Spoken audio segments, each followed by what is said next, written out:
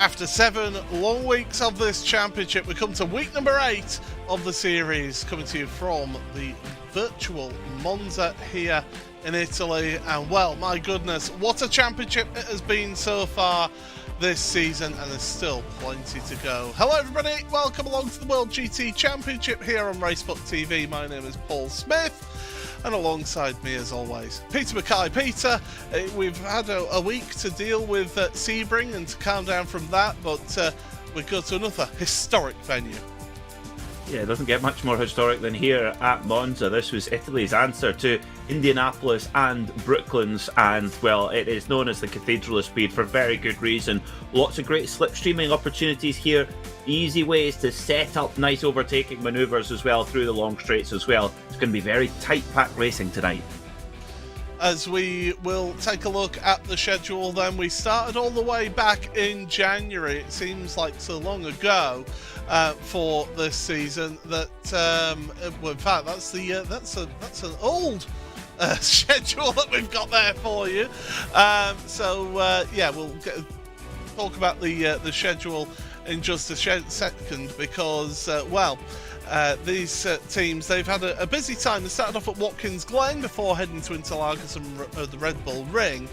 Then it was Bathurst with Circuit Zolder and Twin Ring Motegi. Sebring was last week ahead of this week at Monza. Then Oschersleben is going to be an intriguing round, that is for sure, next time out. Bit of a break, and then it's Daytona, Manicourt and Hockenheim. And well, the championship, we talked about the championship, it could not get any closer at the top of Pro, because at the Pro Championship there's just 17 points covering the top 3 drivers. Leandro Andaluti, the privateer, still leading this championship, but it's joint second for both Alex Davidson from Pure Sims Esports and Alan Vasquez from Altus Esports. Pure Sims Esports, Ross McFarlane, 4-time champion, in 4th place ahead of his teammate Lucas Prada in 5th.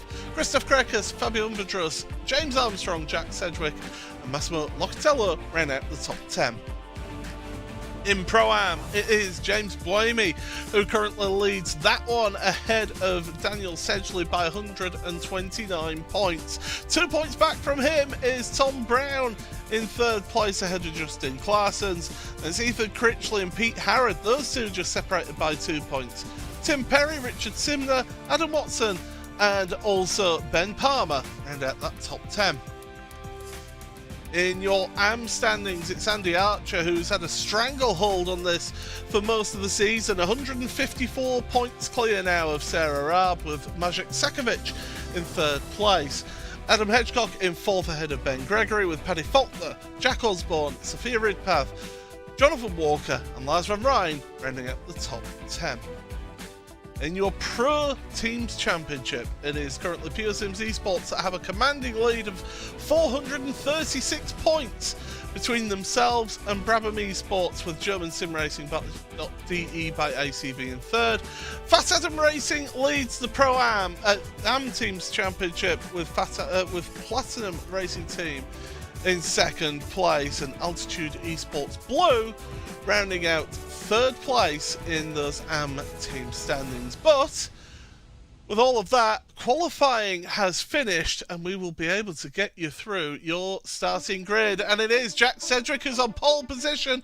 Alongside him on front row is Leandro Andaluti with Ana Vasquez and Ross McFarlane row number 2. Lucas Prada and Marvin Lesmolman rounding out row number 3.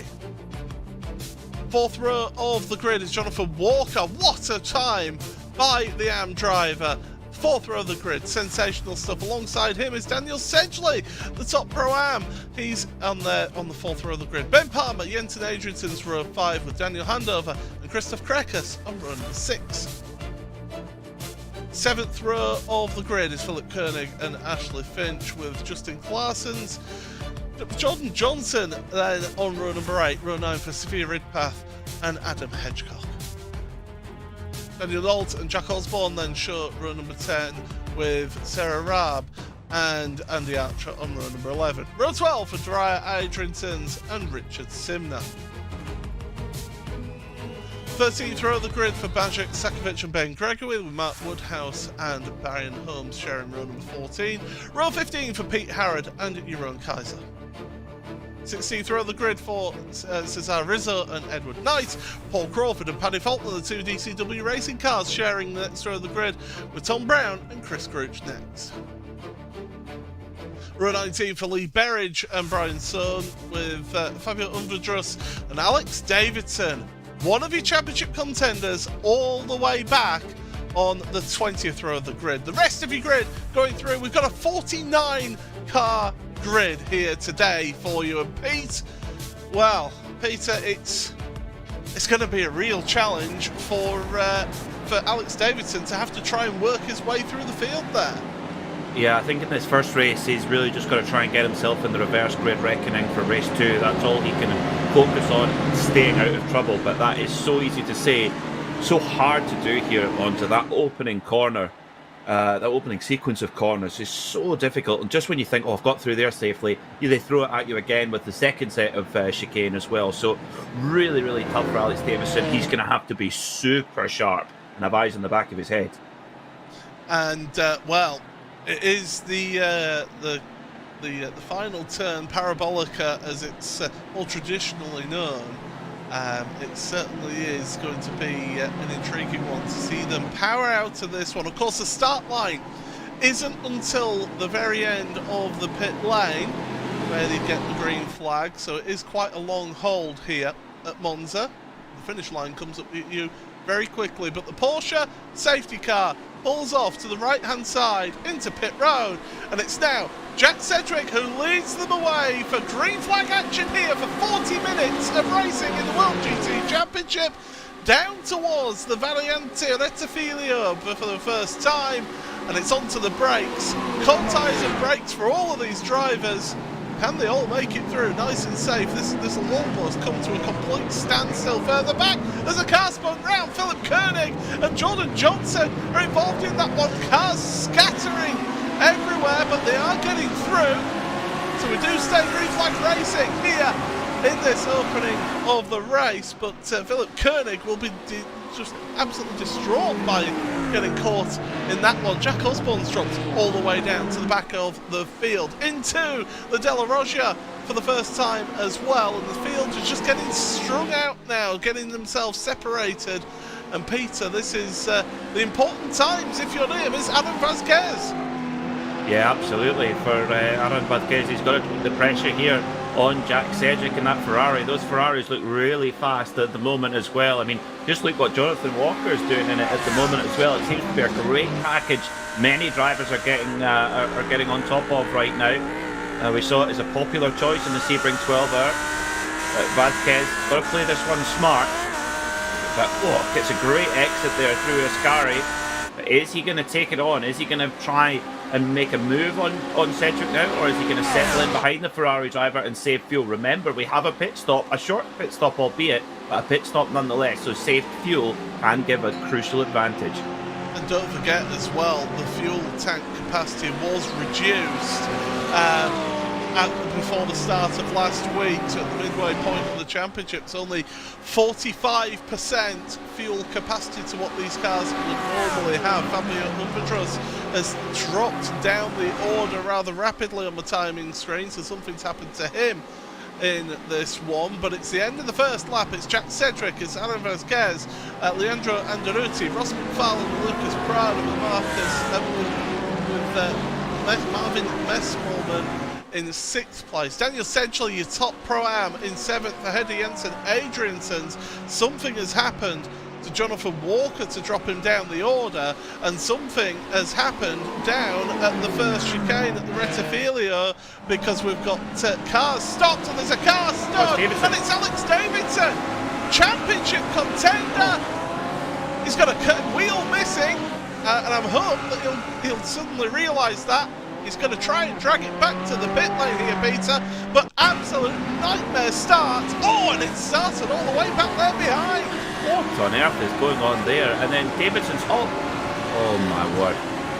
What could Alex Davidson do there? Nothing. Absolutely nothing. But what was going on with that accident halfway down the street?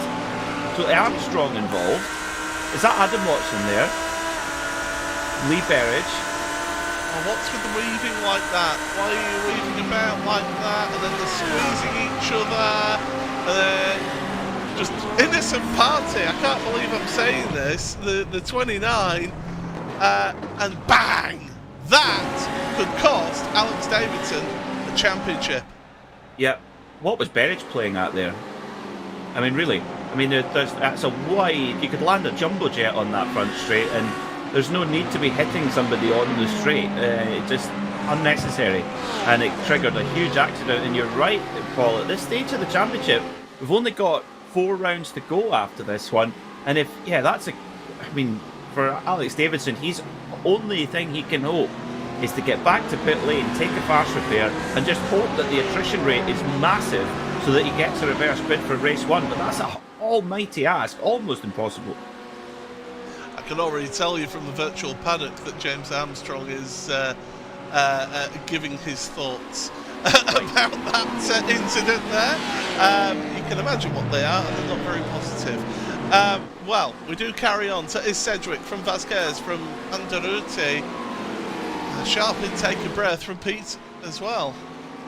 Adam Watson has also given his verdict also in the virtual paddock. Oh, if we could broadcast that. We can't. That probably tells you all you need to know. It's Anderuti hanging in there in the Porsche. You know, the Porsche 911 GT3R hasn't quite had the straight line speed, but it's very good under braking. And there are a lot of deep braking zones here at Monza, so that will help him immensely there. And he's just hanging on to the coattails there of Varane Vasquez, but Sedgwick, fastest lap of the race with no tow. That's quite impressive. Well, I mean, I will say that Vasquez has yet to set a clean lap time, so that might explain why he hasn't already got that all sewn up and sorted for the fastest lap. Sedgwick, that Ferrari, you mentioned it, Peter, it is just so quick on these fast circuits, and Jack Sedgwick really seems to have come alive in the second half of the championship as Lucas Prada bump drafting his teammate Ross McFarlane down the start and finish straight. Yeah, it's always good to have a helping hand from an ally in these types of situation, and indeed Prada and McFarlane are making their way forward towards that leading pair as best as they possibly can, and yeah, trying to catch up, trying to get as many points on the board as possible at this stage in the championship. I mean, Lucas Prada, he's in 5th, but he's 136 points off the lead. That's under 2 race wins worth, and having seen what's just happened to Davidson, you know, in a reverse grid context in race 2, there's still a huge amount that can happen over the next little while here in this championship. Yeah, so your top Pro-Am, by the way, as we mentioned, Daniel Sedgley in 7th, Jensen Adrianson in 8th. So something must have happened at the start for Jonathan Walker to drop down to 12th place. I wonder if he got caught up behind Philip Koenig and his incident at the start that's dropped him down. Because Jonathan, I mean, what a drive it was from him last week at Sebring. It was a sensational drive from the 3M UK driver. Yeah, superb, and yeah, really deserving of the adulation, that's for sure. And although the race hasn't kicked off quite the way he would have liked from a grid spot inside the top 10, still running very strongly right now. He's got Sophia Redpath right behind him in the BMW, and in fact they're separated by just 7 points in the championship in the favour of Redpath, so they're very much in the same realm in terms of championship points as well. So that battle certainly matters, and they've got a good reference point in front with Daniel Handover, who joined the championship midway through the season for Brabham Esports Hissing Said. He's super quick as well. It was Mategi. He had a very good performance. Worth pointing out, there's been a little bit of debate in this championship. Pros, Pro-Ams and Ams, they score whatever points they get for the position that they finish in. If they finish first overall in this race, they get first overall points towards their championship. It's not separate scoring systems for different championships here in the World GT Championship, and that encourages people to really try and defend their places, especially when it comes to the reverse grid race that comes up in about 55 minutes time. It really encourages people to try and do the best to help themselves in their championship. Yep, that's it, and that's what I love about when you see a heroic performance from a Am or Pro-Am class driver. They get rewarded for that heroism in terms of their overall points they score. So they can have, there's good and not so good wins in the Am class as well. So the further up you score overall, the more you are rewarded for it. I think it's a great system as well, and it really brings in the strategy for the drivers. How do they coexist with drivers in another class? Yes, they're in a different race, but they are still trying to maximise the points they get as well. Jack Sedgwick with 9 minutes down. You know, we expect the pit window to be sort of around 25 minutes or so of possible stint time. Jack Sedgwick's got to be careful, because if he's the... There was a car went absolutely flying off the track at the Ascari chicane then. In the background of the shot, I didn't quite catch who it was. I think it was one of the altitude cars It's an altitude car. Oh, well, that's the paint anyway, but yeah, that was a huge hit into the wall through the Scarra chicane. That car's Watson already again. beaten. It's Adam Watson again. Oh, just gets a lump over the curb. Ouch. It's now an R8 Touring without the rear wing. Oh, no, that'll be the... Who was that? It was possibly well, Adam Watson's on pit road. You've got Chris Gooch on pit road as well. Actually, no, he's out there on track. Hunter McDaniel. I think it was Hunter McDaniel that he collected in that one. And well, it's certainly been an intriguing opening and a race of attrition. And speaking of race of attrition, Pete Harron is facing the wrong way at the Della Rocha chicane. I have a funny feeling he's been helped. Well, let's find out then. Let's see, there's Pete Harrody all on his own at the moment in car number 21. He's got Ben Gregory ahead in the boosted Lamborghini. And what on earth is going on there? Oh, more accidents on the straight. Oh, dear me, that's the John Virgo Award for this week. What? Has everybody just taken take a sensible pill, please? James Blamey, of course, the Pro-Am Championship leader, was involved in that one. And is that Sarah Raab? It is. So Sarah Raab and James Blamey got themselves together in that initial incident through the Curva Grande. What a mess. What a mess. Yeah, it's not what we like to see. At the front, it's all relative serenity, as it seems. And the question will be who's, this is coming back to the point I'm making about Cedric. He's got to be careful here because he is the one who's kind of the diesel locomotive at the moment. He's pulling all the cars behind him. They are definitely able to use quite a lot less fuel, which means he'll be absolutely swamped at the pit stop. So Cedric's he's almost got to just keep an eye on his dash and try and run as good a fuel number as he can. And if they go past him, well, great, just stay in the league group. If they don't, well, set the pace. He's almost has to set the pace here, not push 100%. It sounds counterintuitive, but there's no point in him pushing flat out because Vasquez will be able to stay with him anyway while still using less fuel. So when they get to the pit stop, the overtake will be pretty much routine. So this is a real sort of cat and mouse game here in race 1. Is this going to be the round of the championship where we see championships really turn on the head? Because both Alex Davidson, who was second place in Pro, and now James Blamey, who was the leader in Pro-Am, have both been involved in major incidents in this opening race and find themselves out of this opening race, scoring nil points, no points for them. And they're going to be starting at the back of the grid for the second race, Peter. I mean, is this going to be... Are we going to get to the final round of the championship and look back and say, Monza was the big turning point? Yep, absolutely. Yeah, this is a huge turning point, I would say, the way that things are going at the moment.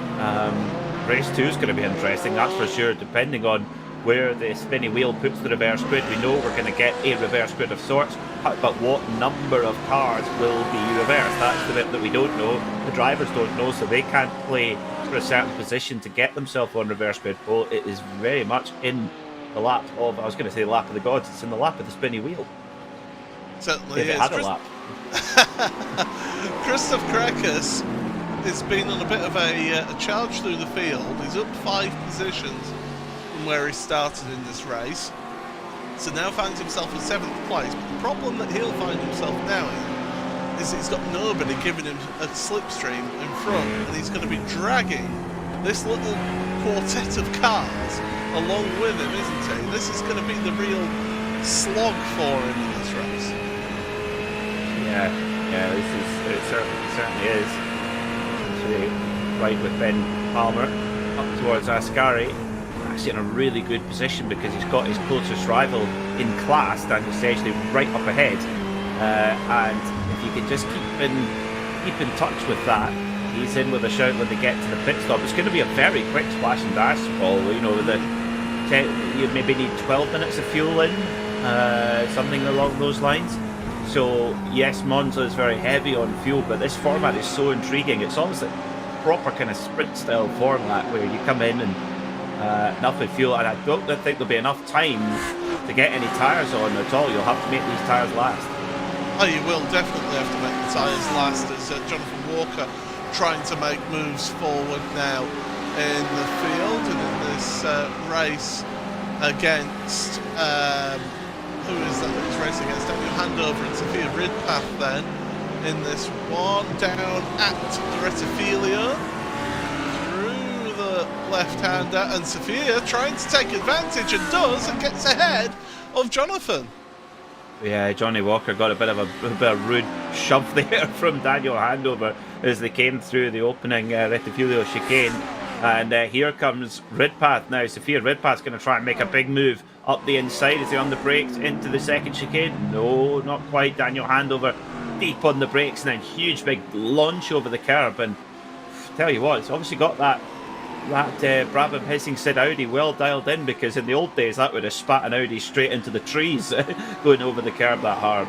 Yeah, that Audi, I mean, it can still snap on you, but I think teams have been able to really dial that car in and really get it working the way that they want it to. So these drivers heading down towards the Escara chicane once again. We've got 24 minutes remaining in this race already. It's two 40-minute races here tonight for you in the World GT Championship. Don't go anywhere, because the second race you do have an inverted grid decided by the spin of a wheel, so we potentially could get a full reverse grid in that second race, which given how can I put this delicately, dramatic the start of the race has been here, Peter, I think the last thing that a lot of these drivers will want is a full reverse grid. Well, certainly not if you're Jack Sedgwick right now, that's for sure. That would be very unpleasant. I tell you who would like a full reverse grid is Alex Davidson. He would love one of those. Well, he wouldn't be eligible though. You've got to finish of course. one lap down. Of course. One lap down, yeah. Excellent point. Of course, yeah. So he hasn't come back out to play. Josh Thompson's in the pits now as well. So he was caught up in one of those early incidents as well. He's been in there for 4 laps as Ben Gregory comes into the pits for his pit stop. Now that is a bit That's more early. On schedule. Yeah. It's on schedule, but it is early. On schedule. Yes. Andy Archer as well. The AM Championship leader has been onto pit road. Maybe these drivers of Gregory and Archer are thinking, do you know what, I could just do some clean air. Well, I think Ben Gregory could do with some repair as well. His car looked quite badly bent up, so we maybe thought, I need to get in at the earliest opportunity, get my repair, get my car back to 100%, because if you've got damage here, it just kills you at Monza, because you need your aero to be exact. Your aerodynamics have to be spot on, exactly how they were intended by the car's designer, not as if they've had a Mansory body kit put on the car. We wish Tim Perry all the best as well, because he's feeling under the weather, and that's why he's not taking part in tonight's races. But thank you for joining us here on the broadcast. Good to see some of the World GT alumni as well joining us on the broadcast, with Tom Dadswell and Mark Hutchinson as well watching this one. So great to see some of the drivers of the past, unfortunately one of the drivers of the present as well here watching this one. But it's going to be 5 at the front. It's Sedgwick from Vasquez, from Anderuti, from McFarlane and Prada. It's front 5, and they're all together in one queue of cars. The odd one out of this, I would have to say, is Lucas Prada in that Mercedes, as Adam Hedgecock comes onto pit road right now.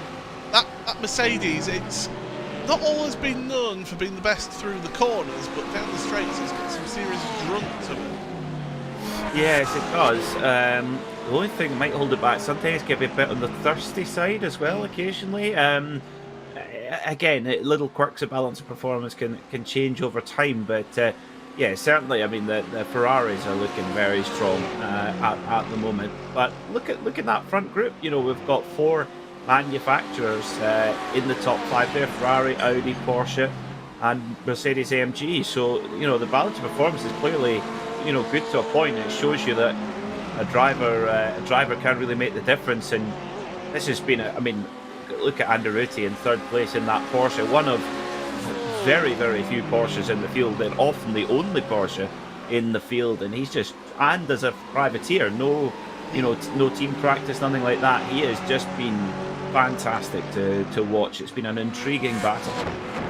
I think that there are 3 Porsches in the field today. Marvin Lesmallman being one of those, and Daniel Nolt is another on the field today in terms of the Porsche brand here today. I want to point out your biggest mover in the grid so far after having a penalty, serving a penalty in this first race. Ethan Critchley is up to 24th. Axel Slijepčević is up to 23rd. Cody Crosgrove up to 27th. It's a gain of 22 spots. So there's some movers in that field as Brian Holmes comes onto pit road now for his pit stop. The front runners, though, I would imagine, are going to go as long as possible, aren't they, Peter? I would think so. Yeah, I would think so.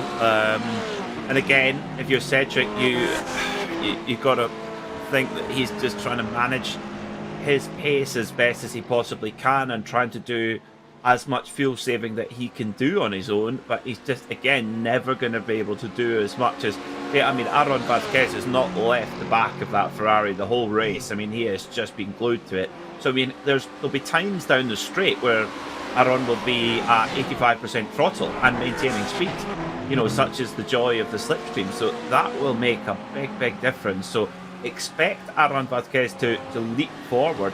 But then you don't know what Anderuti and McFarlane are up to as well, because they've been in that same group. Particularly Anderuti has been kind of nestled in the middle of that group. So we know the Porsche has been frugal in the past. We saw Anderuti pull some real tricks at Watkins Glen in the endurance race at the beginning of the season. Yeah, certainly did. Sofia Ripa has made her way past Daniel Handover. So that's going to hand over 11th place for Sofia. I've been waiting all season to make that don't judge me. As they go through, and Handover's decided that now's the time to head onto pit road and get his pit stop done. And as I said earlier, don't forget that they actually have had a 5% reduction on their fuel amount for this, for the rest of the season for these feature races. So only 45% of the fuel tank is available to them to use, compared to 50%, which is what it used to be. So normally you talk about 30 minutes for half an hour, although it'll be a little bit less with it being so much full throttle. Here you'd be talking about 25, so call it 23, 22 minutes, won't you, Peter? Yeah, I would think, certainly. I would think around 25 minutes would be the kind of, I think maybe even a little bit longer than that, perhaps. Usually on a regular circuit, you would see a GT3 car go for an hour. This is maybe a little bit thirstier, so maybe call that 58 minutes or so. So yeah, cut that in half. That would be, oh goodness me, I got myself into a mathematical 29. So yeah, call it anywhere between sort of 25 and 28. So that gives a window, or there could be a disparity of 1 to 2 laps between, depending on who's saved the fuel well and who's not. As your leaders come into the Parabolica once again, the Curva Alboreto, named after Michele Alboreto, outstanding Italian driver as well. Vasquez in. Now that surprises me, I will say. That does surprise me that Vasquez has come onto pit road this lap. Well, Aaron Vasquez brings Lucas Prada in with him as well. So has Vasquez decided to get a bit of open air and try to push hard on his own? Did he feel like Cedric was maybe holding him up? I don't know. But into the pit box he comes. There's a lot of other drivers who've had exactly the same strategy there, Paul. Certainly are. So there goes Vasquez, there goes Prada. You've got Les Smallman, you've got Walker, you've got Sedgley, you've got Palmer, you've got Krekas, Finch, Claessens, Ridpath, Koenig, Slijepčević, Critchley, Woodhouse, They're all coming into the pit road. Edward Knight and Jack Osborne. There's only 3 drivers that owe us a pit stop so far in this race, and it's the front 3. Oh no, Jonathan Walker into the wall on pit exit. After having such a good start to this race, that will feel very second-hand, will that car? Oh no, what a shame for Jonathan Walker. Let's take another look at it then. So his fuel's on board, gets going, and then it's a race on pit road. He's determined to give the space, isn't he? Yeah. Bang! Oh, that's so frustrating for Jonathan Walker. And oh, that, yeah, he's just got to try. I don't know how badly damaged the car that is. looks bad. That right rear looks bad. Yeah, just got to try and keep going though. Where is he? Where is he shuffled out to, Jonathan Walker? From find him on the timing screen. Showing 14th overall, so he's still up there as he leaders come up the pit road. Keep pushing. So, leaders onto pit road, the front 3. Anderuti had got right up to the tail of Sedgwick. Now, is that Porsche going to prove frugal once again? They all come to standstill pretty much at the exact same time as well.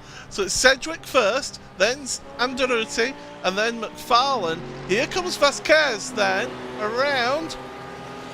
And what's he going to do? Well, they're leaving the pit road now. Now remember, it's all the way down to the Rettifilio because Vasquez is at speed. These drivers are not. And Vasquez, he's going to go past Jack Sedgwick, is he? Yes, he is. It's Alain Vasquez who misses his corner. He misses the chicane. He's blocking Anderuti, and Jack Sedgwick takes the lead back at the first opportunity. Oh, that's Christmas Day for Jack Sedgwick as well. Oh, what an error from Aaron Vasquez. He had it absolutely in the pocket there. And let's get another look at it as well. Maybe felt like he had to go deeper on the brake. He was definitely distracted there. Just misses his braking point. Yeah, and he's like, oh, stop. And yeah, free kick to Jack Sedgwick, but not to Anderuti. Anderuti will be furious that he's just had his path completely covered there by Aaron Vasquez. Now Anderuti will be hoping and saying, okay, you held me up, but tow me back up to the leader, please. Yeah, because Sedgwick is now 1.2, call it, seconds ahead of Vasquez, so he has got a little bit of a gap through all of that, which I tell you what, Jack will have been laughing at the wheel. I can tell you that now. He'll have gone, oh, okay, bye. He would have carried on there. Sedgwick, very experienced driver. He knows what he's doing in these races. Finds himself at the front of the field. I can tell you, by the way, there are 2 drivers currently who are on the bubble for getting a drive-through penalty in this race, because 20 instant points is the threshold. As soon as you hit 20 instant points in a race, then in these feature races, you get yourself a drive-through penalty, and there are 2 drivers currently sat at 19. That's quite a lot. Yeah, I mean, here at Monza, it is easy to pick up single incident points for breaches of track limits. It is one of those kind of circuits, but I think that's more to do with the amount of contact that we've seen between certain drivers. That's supposed to 4 incident points given for those. So, yeah, it's. I think we will see some drive-throughs, and a drive-through here can be pretty punishing. Here we're seeing a transit time of about 21 seconds. So, yeah, that's enough to drop you some serious positions on the road, and probably the difference of hitting, catching the reverse grid and not. Well, it's not just the transit time, though, is it, Peter? Because it's out of pit. You've got to slow yourself down onto pit road, and then it's coming off of pit road. You lose so much time there as well.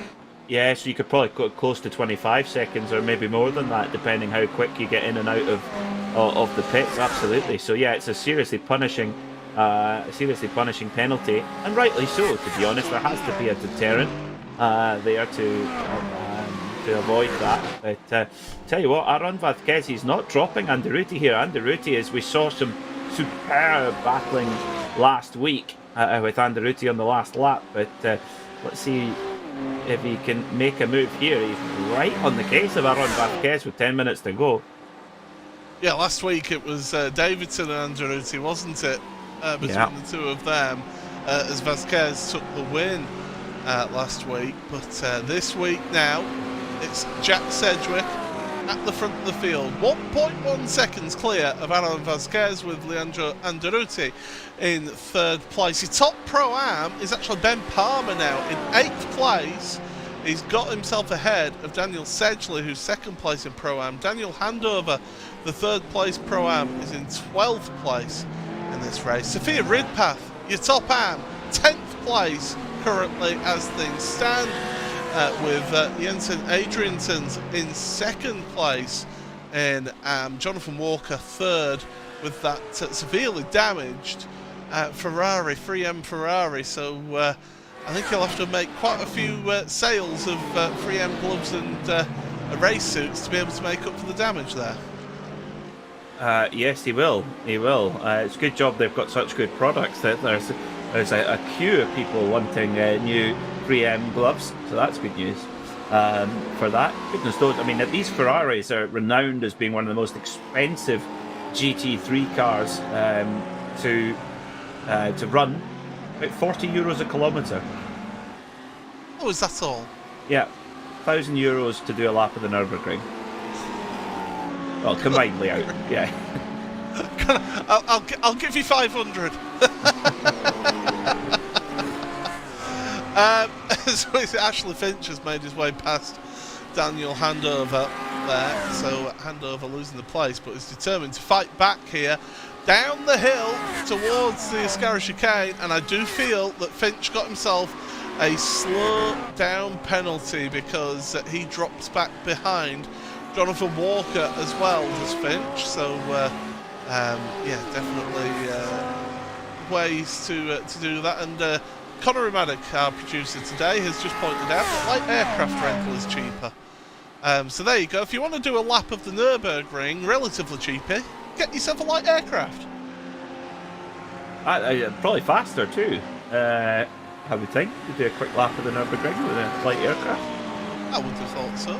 That would make a good Top Gear race, wouldn't it? Light aircraft versus Ferrari GT3 car.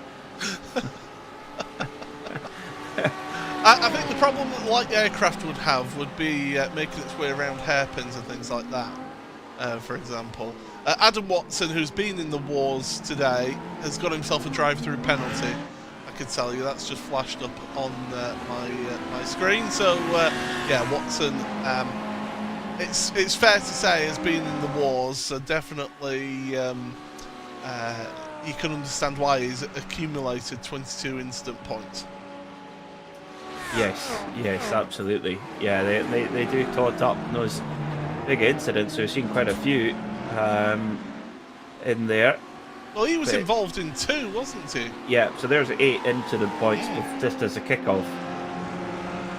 And then, yeah, if you're stepping over track limits, it's so easy just to pick up single incident points. You know, a couple of times a lap. Very, very easy to do. Don't get me started on track limits as we carry on. 7 minutes and 16 seconds remain in this week number 8 race in the World GT Championship. It is the first of 2 40-minute feature race events here today. These drivers, they have been in the wars, and well, speaking of in the wars, Jack Sedgwick is losing time to Aaron Vasquez and Leandro Andretti, who is literally bump drafting the Audi down the straight. There you go, Porsche and Audi working together once again. There you go. Yeah, VAG Group colleagues getting on as best as possible there. So yeah, very, very, very important to stick together there. Lucas Prada, fastest lap of the race, making full use of that slipstream. 147.617. Whoa, that's about 2 tenths quicker than anybody as well. So that Mercedes really picks up a toe, doesn't it? Certainly does, as your leaders now trying to work their way past some lap traffic. That BMW moving over, I believe that's Sarah Raab into the Lesmos. Oh, only one car able to get past before second Lesmo down the straight, and now Ross McFarlane is sensing an opportunity on Leandro Anderuti. Ross wants to get himself a podium, but he realises that it's such a slipstream race that they don't want to lose the front two here, do they? No, and that's it. If you're going to make a move forward, you better be sure that you've got a whole bunch extra pace to try and make the moves forward, as Anderuti tries to break the slipstream a little bit from Ross McFarlane there as well. Of course, remember, McFarlane fourth in the championship, 79 points back. Vasquez and Davidson are 17 points back on Anderuti. So right now, Vasquez is going to close the gap to the championship leader if they finish as they are. However, with 5 minutes to go, there's still plenty of racing left. Saw Sarah Ram heading onto pit road, one of those drivers who got involved in incidents earlier on. That was that incident involving James Blamey, of course, don't forget, through Curva Grande. And Sarah having to take a second pit stop after repairs from the first pit stop. But we have got 4 3/4 minutes remaining. Is Cedric from Vasquez from Anderuti at the front of the field. Just 1.3 seconds cover the front 3. Just under 2 seconds cover the front 5 here in this race. It's incredible how close these drivers are in this series, especially at the front. And look at the gap they've got back to Marvin Lesmolman, who has had the most quiet evening's drive here in race number 1. 6th place, a full 7 and a bit, maybe 8 seconds back from Lucas Prada, and has got a gap back to Christoph Krekas. Just a quiet race around a park in Italy. I think he'd be quite glad to have to have some space around him, given the fate of some of the other drivers that we've seen. So yeah, very good drive from Marvin Lesmolin in the Porsche. Ben Palmer still your top Pro-Am in this race, in 8th place ahead of Daniel Sedgley, and has pulled out a little bit of a gap between the two of them. Your top Am is Sophia Ridpath. There's a move from Ross McFarlane into the Parabolica.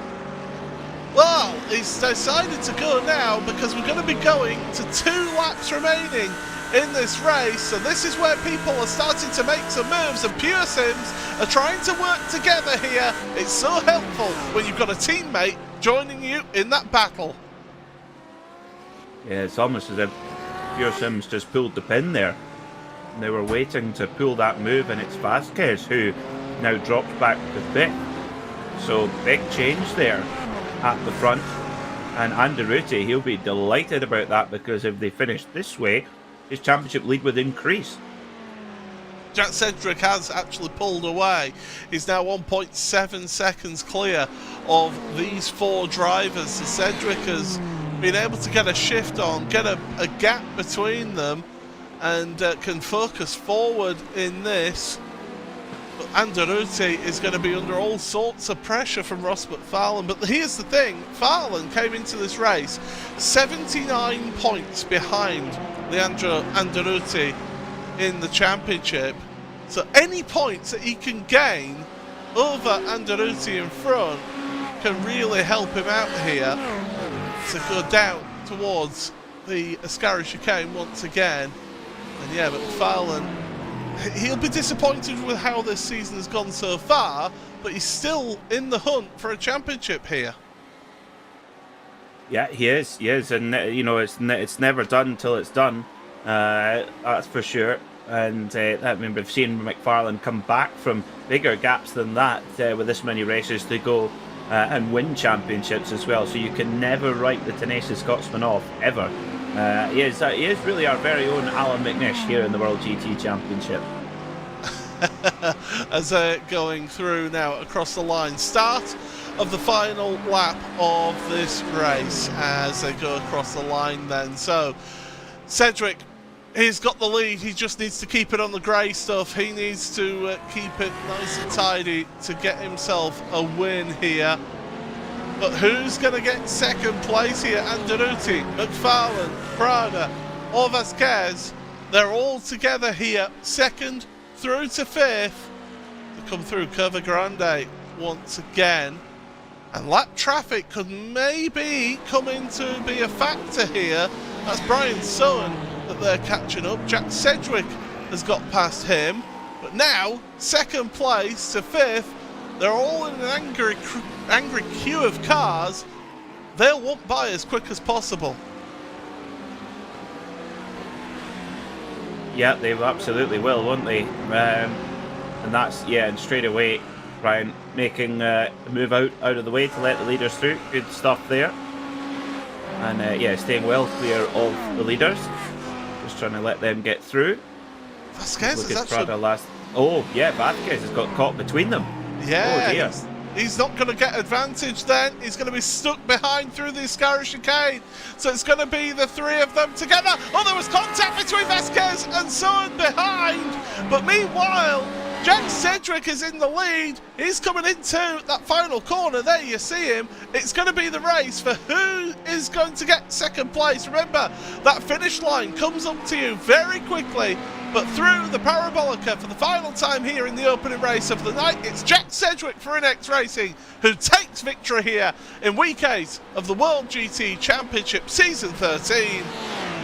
Leandro Angelucci holds on to second place. Ben Palmer is going to come across the line and he's going to take the win in Pro-Am here tonight. And Sophia Ridpath in the BMW. Well, what a drive from Sophia for Platinum Racing Team, getting the win in AM and taking 10th place overall. Yeah, superb drive there from Sophia Ridpath. That'll give her a massive boost in the AM Championship. She's 8th in the standings right now, but that will leap her potentially into the top 5 actually on points, given how some of the other drivers in that class got on. So great stuff from Sophia Ridpath. As the rest of your cars are coming across the line, Magic Sakovic getting across in 21st, just behind Ethan Critchley, who gained 27 places in that race in the Fat Atom car. Here's Ben Gregory and Jack Osborne fighting it out to the end. Through the final corner they go. Gregory, the ever-present here in the World GT Championship, has competed in every season of this championship. He comes across the line. Final few cars and are going to come around now here, Peter. Well, it's been a real race of attrition, as Chris Gooch's car will show right there. But what a drive and what a win for Jack Sedgwick in the end, 1.7 seconds. Yeah, and that, I tell you what, after the, coming into the pit stop, that it would have been difficult to predict that as well, because Sedgwick looked like he was at a disadvantage on the fuel, having led early on, giving Vasquez a draft. And, well, that mistake from Vasquez proved very, very costly. Well, we will get to see who will get to be the reverse grid pole position here as the wheel spins. And we'll find out who takes pole position. Hopefully we don't get a slow one like we did the other night that finished right on the border. That one doesn't. That's going to be 19. So we'll get to see who gets to be on pole position in this second race of the evening. But let's take a look at your race results, and it is Jack Sedgwick who wins that one for Inex Racing, ahead of the privateer Leandro Angelucci, who finishes in second place. Ross McFarlane third for Pure Sims Esports, ahead of his teammate Lucas Prada in fourth place. Jaron Vasquez, well, he'll be disappointed with that, I feel, finishing fifth place in this race, ahead though of Marvin Lesmolman. Ben Palmer is your top Pro-Am driver in 7th place for that Pure Sim SimLab car, ahead of the Brabham Esports car of Christoph Krekus. Daniel Sedgley finishes 2nd place in Pro-Am for Platinum Racing Team, and it's his teammate Sophia Ridpath of Platinum Racing Team who wins the AM race here in 10th place overall. 11th place for Jensen Adriansons for Indy Autosport, ahead of Daniel Handover. Then Jonathan Walker in 3rd place in AM, ahead of Ashley Finch, Justin Clarson's Tom Brown, Jordan Johnson, Philip Koenig, and on pole position for the second race of the evening, Daria Adriansons for Indy Autosport will finish 19th, but gets that reverse grid pole position. Ethan Critchley just finishes outside of that pole position spot in 20th place. 21st then for Maciej Sakovic ahead of Axel Slijepcevic. And then it's Andy Archer, who only just was pipped at the line by Axel to finish 23rd for Andy. 24th for Adam Hedgecock ahead of Brian Holmes. And then your own Kaiser, Edward Knight, Ben Gregory, Jack Osborne and Lars van Rijn round out your top 30. Richard Simner in 31st ahead of Matt Woodhouse with Cody Crosgrove, Patrick Faulkner, Paul Crawford, Hunter McDaniel and Chris Gooch in 37th. Then one lap down, Lee Berridge, Brian Sohn and Pete Harrod. With Adam Watson the last of the cars, one lap down. The rest either finished multiple laps down or did not finish at all. Sarah Rabb, Daniel Nault, Cesar Rizzo, Josh Thompson, James Boemi, Alex Davidson, James Armstrong and Fabio Unvadros. So that is how things stand after that first race of the evening. But of course we've got another race to come for you here tonight from Monza. Paul Smith and Peter Mackay here as always. And Peter, it was an interesting race. At the front, nice and clean racing, good hard fought racing. In the mid-pack, I think a few drivers need to take a long look at themselves. Yeah, there was some pretty clumsy ones going on there, it must be said. Some of the accidents we saw in here there were, avoidable, you could say. But yeah, at the front, super high quality stuff. And yeah, great win for Jack Sedgwick. That one mistake by Aaron Vasquez, that's so crucial because he really could have done with those points in that championship chase, and in the end it dropped him back. And of course, getting held up in that last corner there, that last chicane, with Brian Sohn. Yeah, that was frustrating, but would it have changed the result very much? Perhaps not. But 5th place for him, Anduriti's 2nd, so Anduriti's championship advantage increases. Certainly does. Ben Palmer, I always like to look at the positives of a race. Ben Palmer, your top Pro-Am here in this opening race, finishing 8th overall. I think it's taken Ben, I think he'll admit it as well, it's taken him a little while to find his feet again in this championship after a few seasons out, but to get himself up into, in fact, 7th place, should I say, in the end. Fantastic result for Ben. Oh, superb! Yeah, I mean, especially when we saw the how difficult it was to get through that opening section when it's such a busy, tight field. Yeah, really good, impressive stuff from him. And then Sophia Ridpath in the AM class, 10th overall in the AM class with a 49 car grid. That's remarkable stuff there from Sophia Ridpath, and she will take a huge leap forward in the AM class standings after that one. I will say that Alex Davidson, 17 points behind coming into this round of the championship. He had a penalty, which is why he didn't have a penalty, should I say. He got involved in something in qualifying, which meant that he didn't get a representative lap time set, which started him towards the rear. And when you start towards the rear of these races here at Monza, anything can happen, and a James Armstrong happened to him. Yeah, that's the thing, is it wasn't even in the first lap. It was a couple of laps in as well, and yeah, there was absolutely nothing that Alex could have done. He was driving along as he was. I'm sure it actually gave him quite a fright that there's this Audi torpedoing towards him and that chicane. And again, we saw the replay of the accident. That was an accident, shouldn't happen. There's a lot of people that will blame the circuit and say, oh, it's just Monza being Monza. Partly true, but there's also incidents that are avoidable no matter what the circuit. Well, that's the end of the first race of the evening, but good news for everyone watching. We've got another race coming up for you in just a few moments' time, so please do stick around here on RaceSpotTV. It is week 8 of season 13 of the World GT Championship, and we'll be right back after these messages.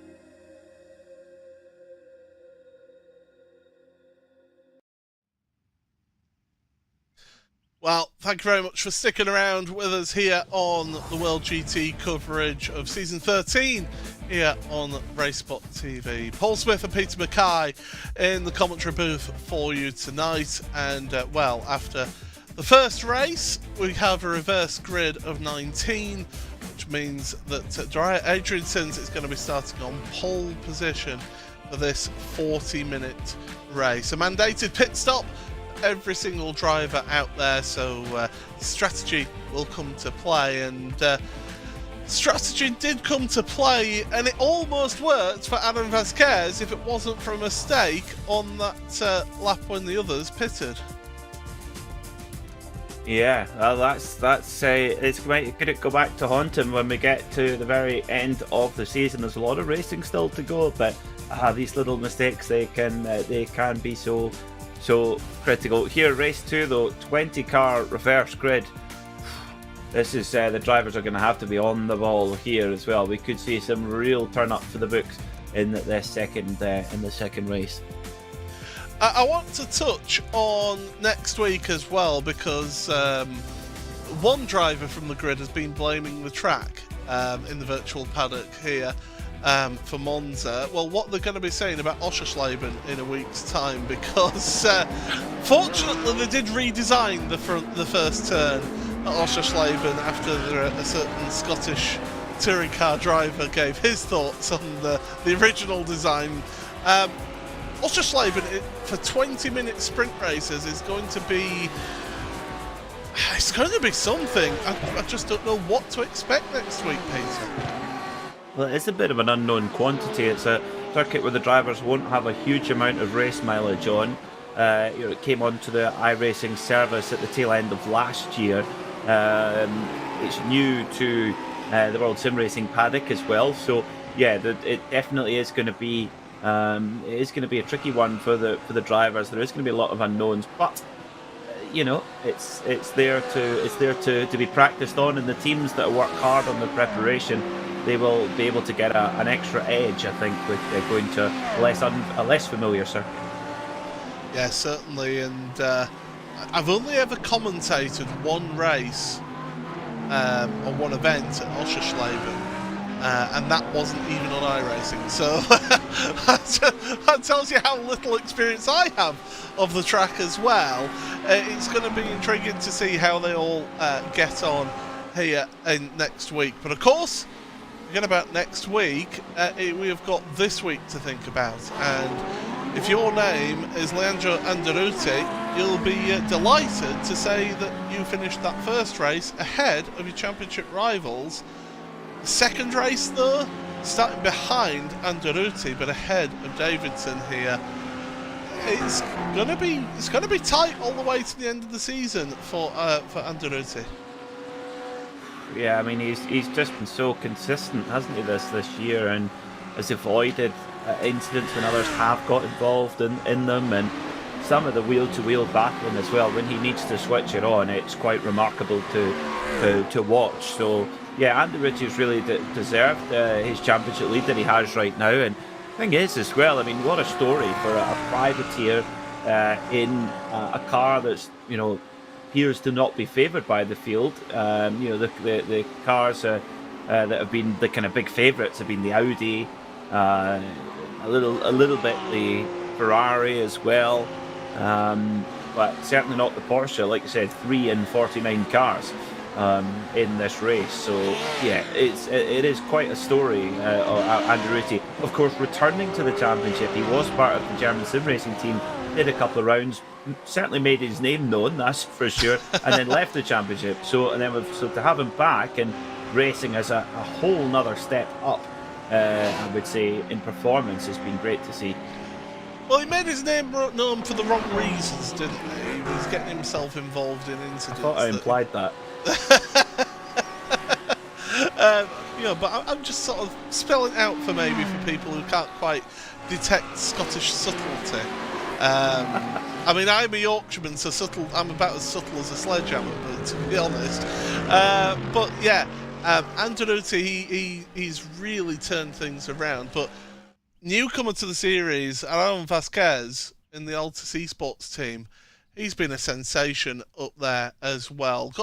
Got to grips with things, and certainly has been pushing on in this championship. But we're getting ourselves set for the grid for the second race of the evening here in the World GT Championship. And, 19 cars were reversed, and that means that it is Dreyer Adriansons who will be sharing the front row with Philip Koenig. Koenig will be hoping for a good race after having that incident at the Retafilio. Then it's Jordan Johnson and Tom Brown on row number 2, with Justin Claessens and Ashley Finch row number 3. The fourth row of the grid is Jonathan Walker and Daniel Handover, with Jensen Adriansons and Sophia Ridpath 9th and 10th places. The sixth row of the grid is Daniel Sedgley and Christoph Krekus, with Ben Palmer, on that seventh row of the grid with Marvin Lesmorman. Aaron Vasquez and Lucas Prada then on row number 8, with row 9 shared by Ross McFarlane and Leandro Andaluti. Race 1 winner Jack Sedgwick for Inex Racing in the 10th row of the grid with Ethan Critchley. What can Sedgwick do here in this second race? Sakovic and Slijepcevic with Andy Archer and Adam Hedgecock rounding out row number 12. Row 13 for Brian Holmes and Jeroen Kaiser. The 14th row is Edward Knight and Ben Gregory, with Jack Osborne, Lars Van Rijn, Richard Simner and Matt Woodhouse, with Cody Grosgrove and Patrick Faulkner, Paul Crawford and Hunter McDaniel.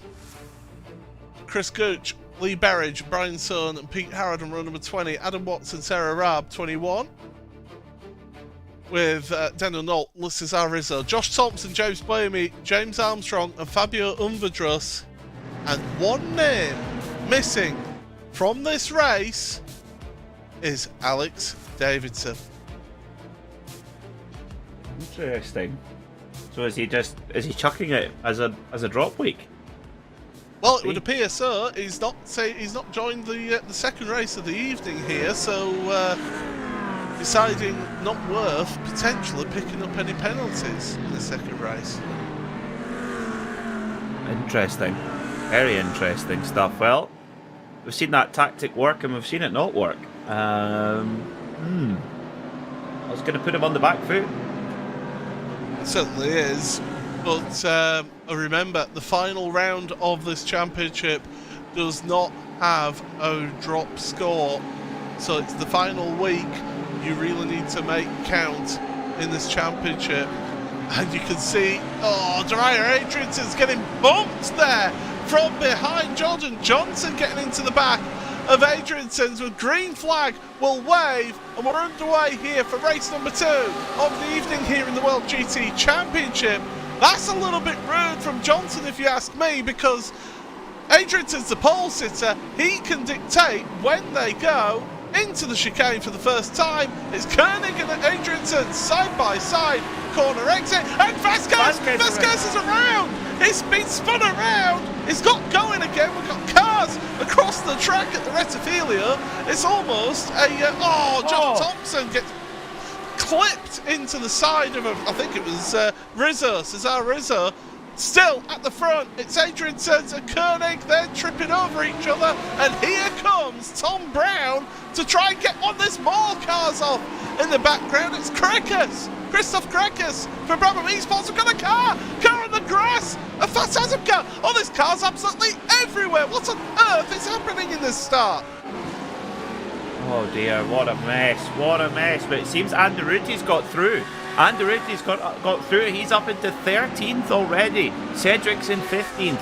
Vasquez in 16th. Prada's up to 10th already as well. So there's been winners and losers. But where's McFarlane? He's in 19th. 19th McFarlane, but also I want to point out Ethan Critchley has been involved in the lap 1 shenanigans. Sarah Raab is down at the back, Christoph Krekus, Brian Holmes, Adam Hedgecock. We've got car around. That's Jordan Johnson in the background. He's around at the Ascari chicane. Do these drivers not know that they have cold tyres? They have been racing all season, haven't they? Yeah, a lot of big incidents there to get to sort of delve into. Spare a thought, folks, for our poor producer who's got to quick through all of that. Oh my goodness me. That's yeah. Tom Brown has moved to the lead past Dara Adrianson's.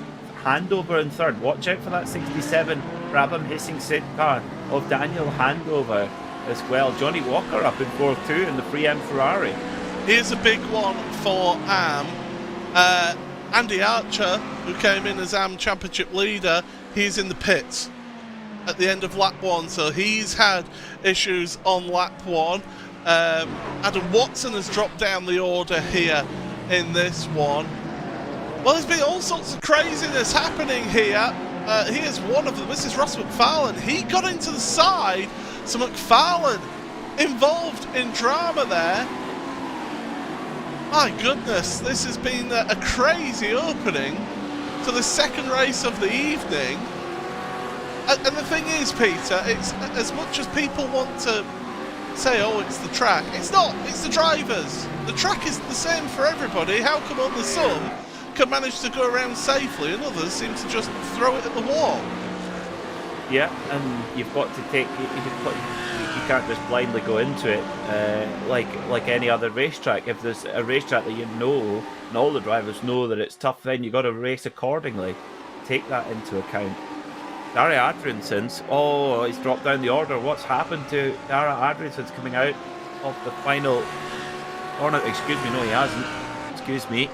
It's because there's no cars behind, because we've got such a gap, isn't there? Excuse me. Oh dear. But you look at it, it's Pro-Am, then Am, Pro-Am, then Am, Pro-Am, then Am, these top 6. The first Pro is Lucas Prada, who's in 7th ahead of Marvin Lesmallman. There's Jonathan Walker making a move on Daniel Handover down into the Retafilio. Yeah, it's really, that reverse grid has really sort of mixed things up, and Adrianson's and Brown have got a big gap at the front. Handover. Yeah, that's gonna hurt, especially turn 1 as they carry on down in towards. Oh, now so there's a car around there somewhere, and I think it's going to be a Benjamin Gregory, and it's your own Kaiser as well. Now those two, they know each other very well. They've raced against each other for well on a decade now. Surely they should have got to know each other enough. Now, what happened here? Oh, Gregory just got out, really backed it up. Also, I think Nolt caught the back of Kaiser. Daniel Nolt in the yellow Porsche. Yeah, let's have a look then. So, on the brakes. Oh, yeah, that'll do it. Yeah, that's ambitious. Yeah. When everyone else brakes and he's still flat out, you know that there's going to be a problem. What was the phrase I said the other night? Oh, that was the ambition above adhesion, and a big incident into the wall. That's one of the Fat Atom cars who's found corner wall, and that is going to be the 97, who I believe is Jack Osborne. Oh, it's Daniel Nolt that goes flying round. There's carnage again. Last corner on the Parabolica. Oh my goodness, Finch. You've got Severe Ridpath. You've got Marvin Lesmallman all off at the Parabolica. I tell you what, if I was a race control, I would be sitting everybody down and just giving them the biggest telling off. I was about to say a different word then. And it was unneeded. It was a late move by Lesmallman onto Ridpath and just turns her. Not the best rejoin though, I will say, from Ridpath. This is the view from Lesmallman. It's never there. And no, I think Anderuti might have been involved in that. You know, there he is. Yeah. I don't think he got away with that scot-free. I really don't. He is behind Vasquez now, and in fact, he's been. That's Marvin Lesmallman getting repairs done. Well, I'm sorry, but as much as I like and enjoy commentating on this series, this is quite frankly been pathetic, in my opinion. And I'm sorry, if people don't like hearing that, well, they need to take a long, hard look at themselves and not just point the finger of blame at the track. It's certainly, you know, we've come to expect such good racing. We've got such a tight championship fight, fantastic stuff at the front with all of our pro drivers, Anderuti, Davidson, Vasquez, etc. But yes, they're they're finding it difficult to get through and have clean races with everything that's going on around them at the moment. Vasquez has got the fastest lap of the race at the moment in ninth. I really think Anderuti must have got. I think he got clobbered in that little exchange there at the Alboreto Parabolica.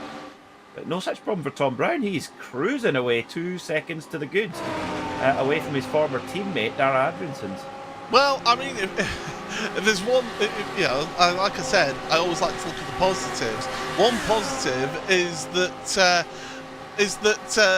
Tom Brown and the Brabham Esports Hissing Sid team will be absolutely loving this. They'll be saying, please keep the carnage up.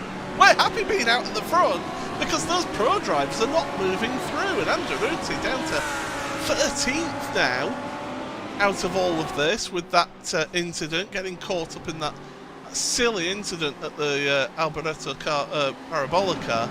He is right on the back of Ross McFarlane though, so not all is lost. No, not all is lost at all. Having McFarlane as a front gunner there would be quite helpful for Anderuti, I would think.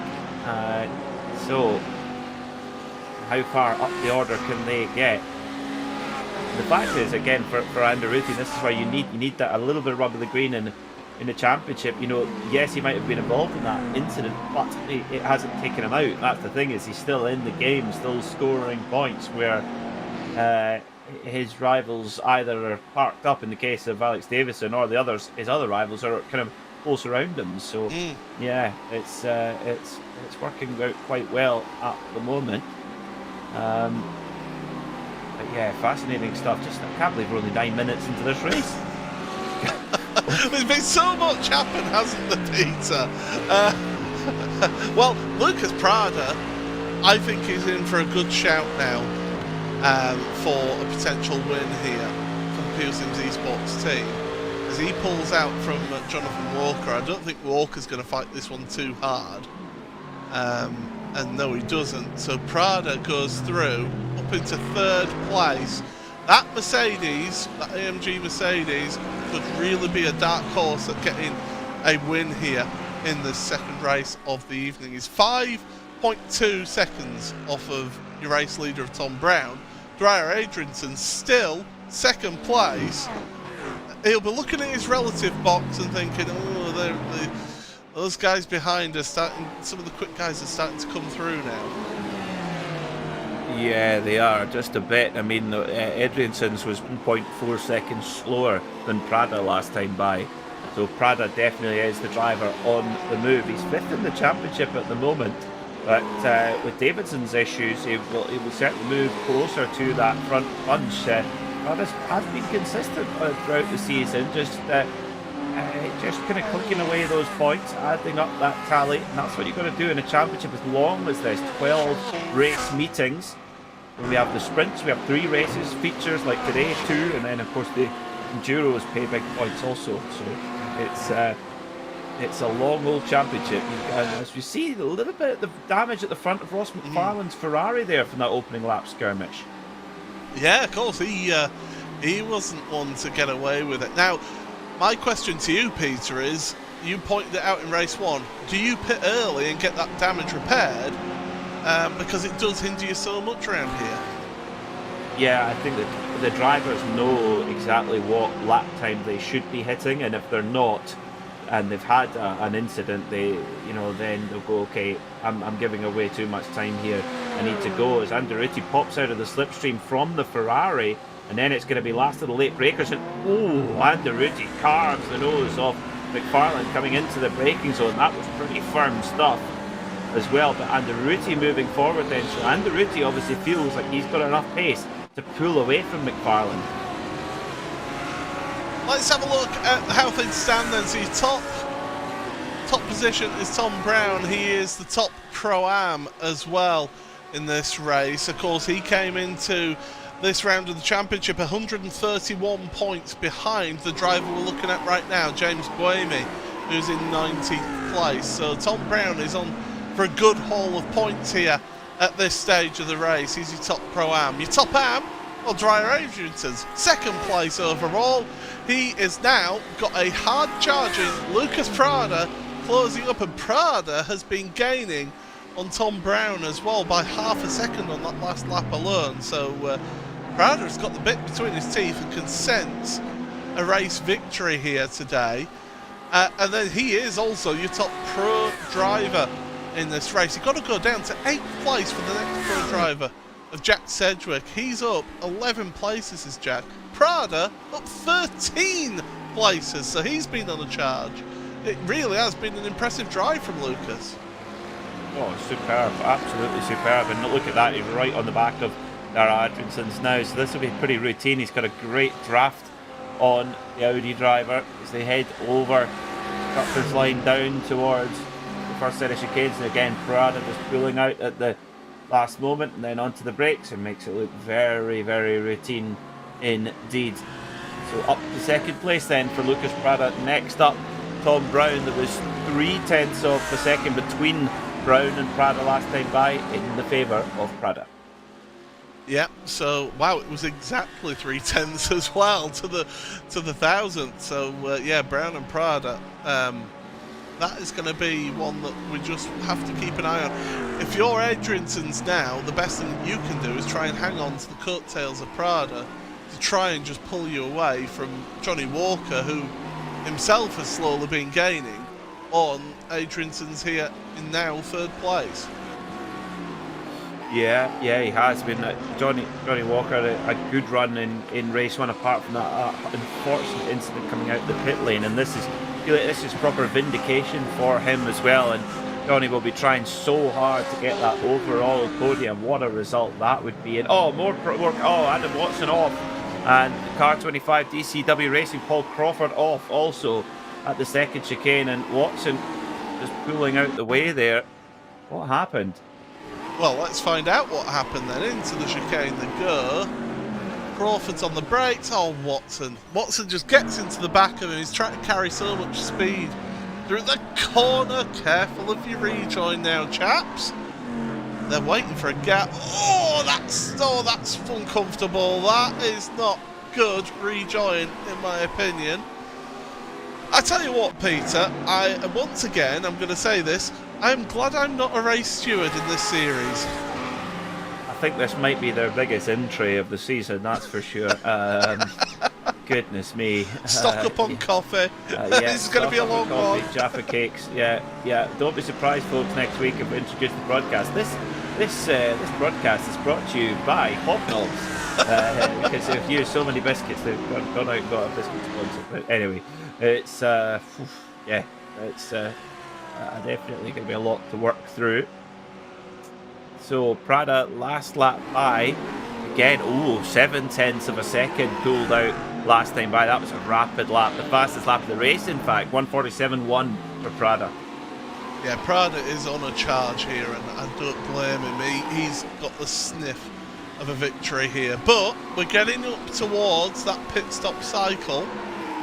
We're getting up to that stage of the race where we're going to be looking at pit stops happening, and Axel Slijepčević is doing his best to battle Ross McFarlane as well, a little bit down the order as we look at Daniel Handover and Vasquez. Here we are, and Slijepčević, he's been showing himself to be handy. I mean, last week, don't forget, Peter, him and James Boehme were absolutely sensational at Sebring. You could tell that they'd been putting the laps in around there, but here this week they've not had a special event to work towards at Monza, so it's just whatever they would normally put in.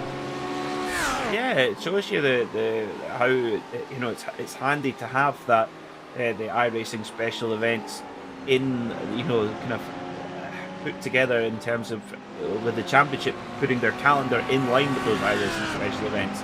I think is really important because it gives the drivers a little bit of kind of double effect from their practice as well, so they can do it for World GT and for the upcoming iRacing special events. It's a great idea from the organisers to try and coordinate with that as best as possible, as McFarlane goes by car number 1 on Slijepčević car number 41, running Nori Haga's old number. I like that.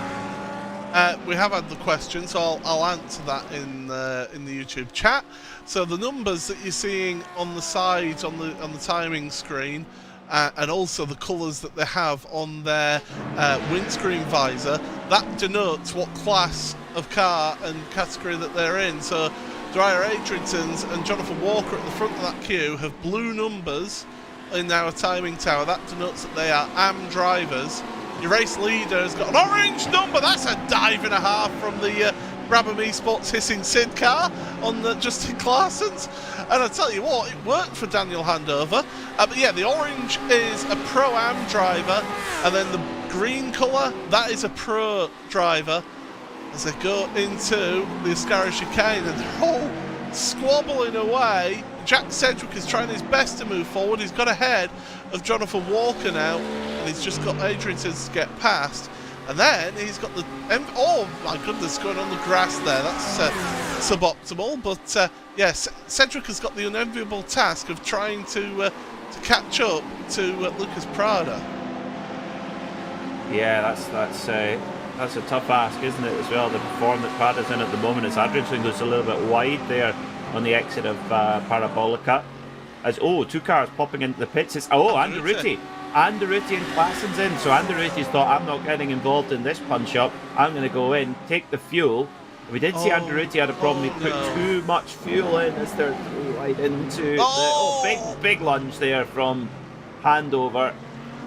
That was aggressive and paid the price. And it didn't work out as he gets escorted off the track to his Handover. I think he was a little too late onto the brakes into the Rettifilio and gets caught up in that. Let's have a look at this again.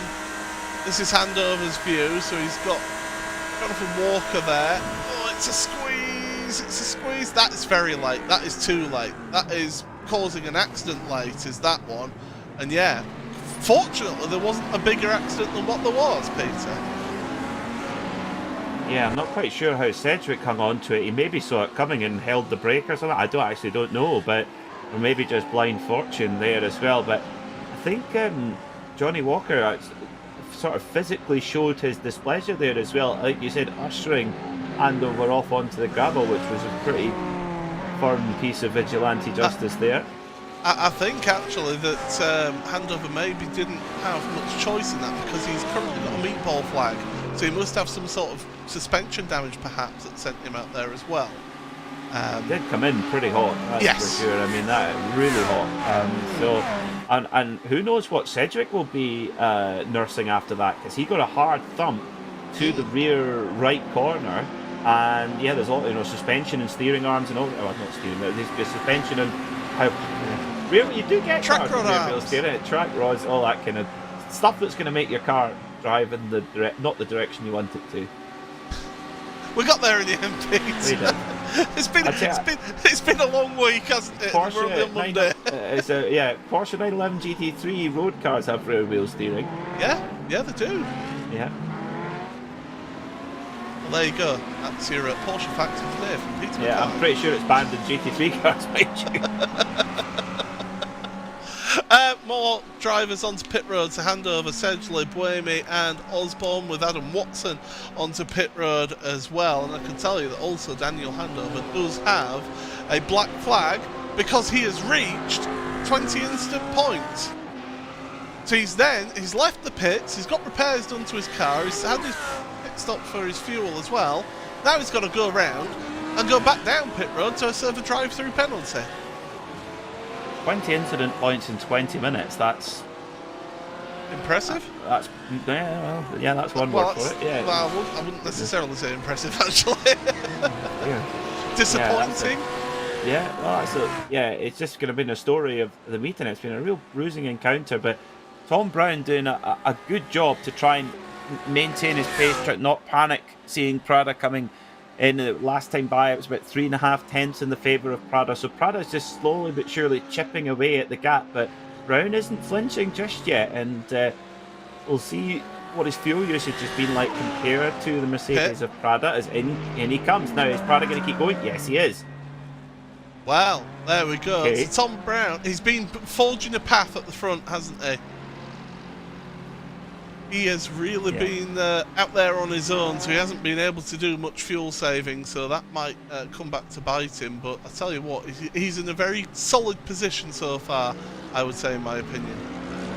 Very, very solid indeed. And Prada, I think, carrying on is definitely the right call as well. He didn't necessarily want to get held up because he was only, a few tenths of a second a lap faster than Brown, so he would have had to fight to get by him. So having a few laps on his own to lay down some really hot pace here would certainly be advantageous for Lucas Prada. I mean, last time by 1:47.1. Well, it also looks like Cedric is okay after that little skirmish, because he did a 1:47.2 last time by. So whatever damage there might be on the rear of Cedric's car, he has got away with it. Jordan Johnson is the latest one to get a drive-through penalty for his efforts out here today. As they come out of pit road, we've had some more then. So Magic Sakovic has been on pit road, Richard Simner, Matt Woodhouse just leading pit road there. So he's had his service done and dusted for this race. Matt Woodhouse, where is he on track? He is 29th at the moment, with a few drivers still yet to pit in this race. Those drivers: Lucas Prada, Jack Cedric, Aaron Vasquez, Ben Palmer, Jonathan Walker, Ross McFarlane, Axel Slijevic, Inter McDaniel, Fabio Unvadros, Adrian Sons, Krakus, and also Brian Sohn. As here comes your leaders onto pit road. We've got a veritable pit party going on, Peter. We do. Lucas Prada comes in as well, followed by all of the other gaggle. And the question is where are they going to come out in comparison to Leandro Anderuti, who we saw pit just with 21 minutes to go. Anderuti made a mistake on his fuel in race 2. He took on 5 litres too much, which is, well, about a lap's worth of fuel here. So that was, just quite got that, just didn't quite get that right. As Prada comes out of pit lane, and he's got to come out well ahead of Tom Brown, or has he, as they come into the braking zone? Is Tom Brown going to try and get it? No, not quite. So Lucas Prada comes out in front then in the lead, and Anderuti comes out behind Vasquez but ahead of McFarlane. So as she wrote there as well in Championship Challenge. So Anderuti's got work to do if he wants to catch Vasquez. He does. Now, Tom Brown, by coming out of the pit so close to Prada, there wasn't too much of a difference in lap times between them, so Brown should be able to do himself a favour here, catch a slipstream, and just try and get himself to pull away from other rivals in Pro-Am, because the final pit stops are getting done here. So we can sort of look at things. So Lucas Prada is the leader of this race. Half a second, there you see it on screen, is the gap between him and the top Pro-Am, who's in second place in this race, Tom Brown, that Brabham Esports Hissing Sid team.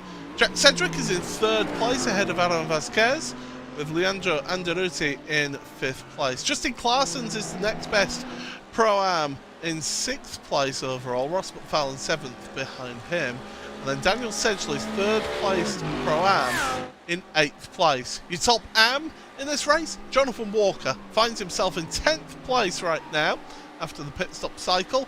He is just 2 places ahead of Dreyer Adriansons, our pole position sitter in this race. He got the reverse grid draw, and that puts him up there into that position. Your next best Am is going to be Brian...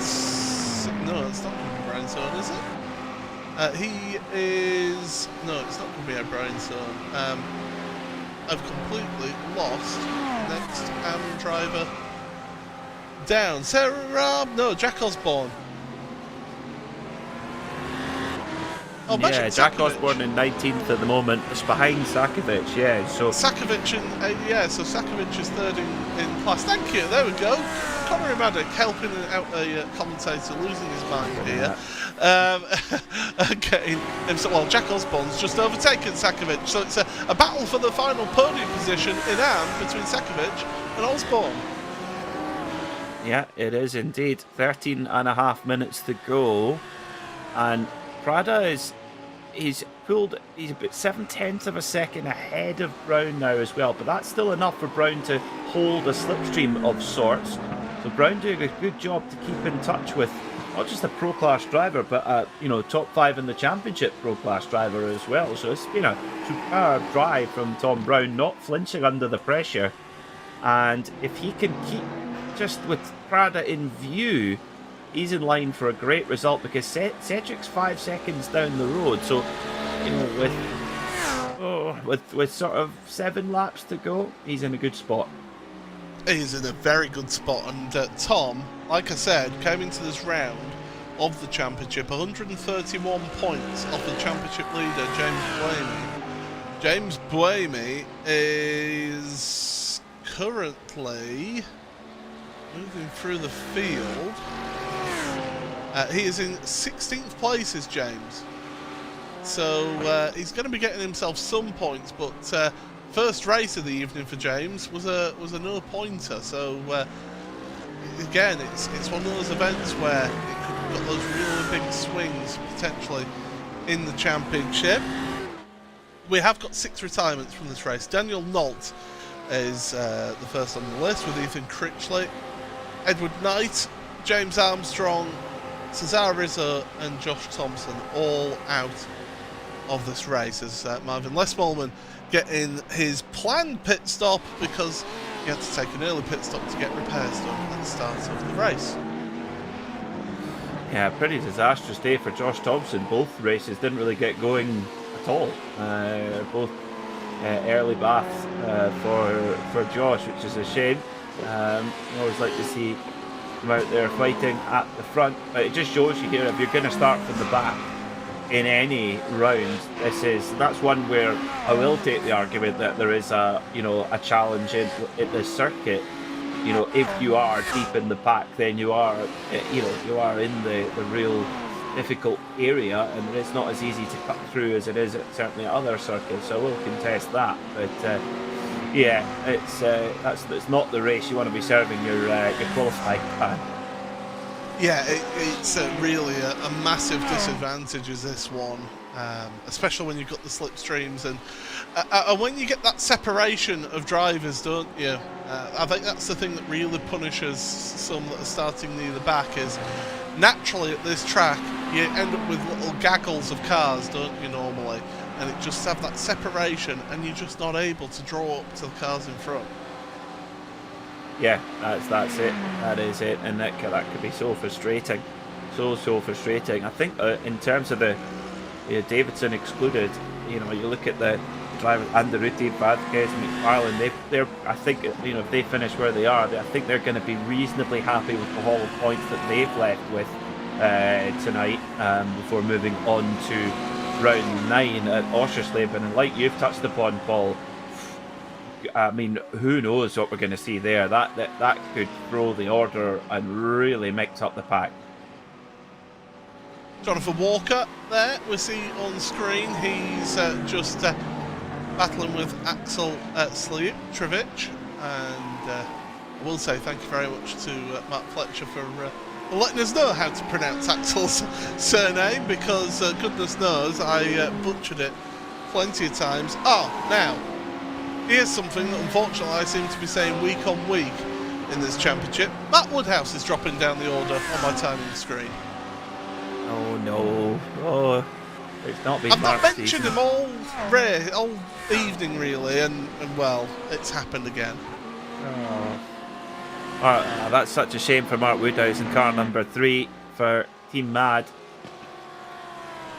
The car looks okay, so maybe just a spin or something like that, but allows the other traffic through. Let's have a look then, see what happened to Mark Woodhouse. Also fine at the moment, down the pit straight, getting a bit of a draft there, small draft from Lee Berridge, coming down into the braking zone for the first chicane. Of course, these GT3 cars have ABS as well, so it's and traction control, etc. Oh, it just drives off into the gravel. Oh, just misjudges it. Oh, tried to carry the speed, didn't they? Poor Mark's he's had a lot of mistakes on his own this year. I hate to say it, it's just not been his year. Yeah, I think he needs to just strike this one off and say, let's go again next season, shall we? Yeah, there's always next season, but we've seen so many great turnarounds as well in the championship, and so yeah, don't write him off. Don't write him off. Now the gap between second and third is closing quite quickly. Yeah. Gee whiz, Cedric has just put in an absolute roaster of a time, 1:46.848. And he has taken 1.1 seconds out of Brown on that last lap alone. So Cedric is charging right now. And is he bringing Vázquez with him? Yes, he is. Vázquez is only a second and a half behind Cedric, but Vázquez actually went 0.04 of a second quicker, albeit having stepped over track limits, but the pace is there. Yeah, those two have just been on another level, haven't they? As quick as Lucas Prada has been as well, it must be said, at the front, but Cedric and Vázquez, they have had some true speed out there today. As we look back at the Pure Sim SimLab driver Ben Palmer, he finished race number 1 in 7th place. He's got Daniel Central in front, which is for 8th place. And not that far up the road is Justin Claessens. Could we be seeing 2 7th places for Ben Palmer, as he's now giving the bump draft to the car in front to try and get him to Claessens? Yeah, that's a little bit of tandem driving there, trying to make way forward. Sometimes that's the best way to do it, give the bump draft rather than go for a pass and then slow both of you up. So that tactics can come in from time to time. So 6.5 minutes to go, and last time by, Cedric, he was another 0.8 of a second quicker than Brown last time by. That gap's now down to just 1.5 seconds, and Vázquez still around sort of 1.5 seconds behind Cedric as well. So Tom Brown could have quite a lot of company coming up very soon.